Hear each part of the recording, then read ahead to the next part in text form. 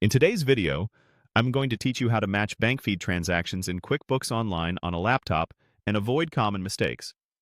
If you're new to bank feeds, matching simply means linking the transactions your bank sent to QuickBooks with the ones you already recorded, so your books stay accurate without duplicate entries. Start by logging into your QuickBooks Online account on your laptop. Once you're on the dashboard, look to the left navigation menu and click Banking. This opens the Banking Center, where you can see all connected accounts. Select the bank account you want to work on so you're viewing the correct feed.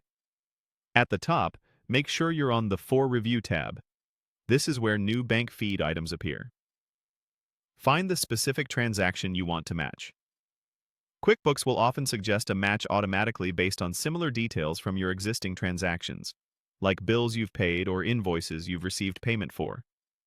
Before you accept that suggestion, pause and verify the details carefully. Check that the date, amount, and payee line up exactly with what's already in your books. A correct match should be a one-to-one connection. The bank feed entry mirrors a transaction you created earlier, such as a recorded expense, bill payment, or customer payment. If everything is accurate, click Match. This tells QuickBooks to link the two records, keeping your ledger clean and preventing duplicates. If the suggested match doesn't look right, don't force it. Click Find Match instead. This opens a search window where you can filter by date, amount, or transaction type to locate the correct record. If you're having trouble, try expanding the date range slightly or clearing unnecessary filters so you can see more possibilities. Only choose a match when you're confident the details align. Be especially careful with situations involving multiple transactions. Avoid matching several entries to a single bank line unless it's intentional. A common example is a single deposit covering multiple customer invoices. In that case, choose the related invoices within the Find Match window so the combined total equals the bank deposit.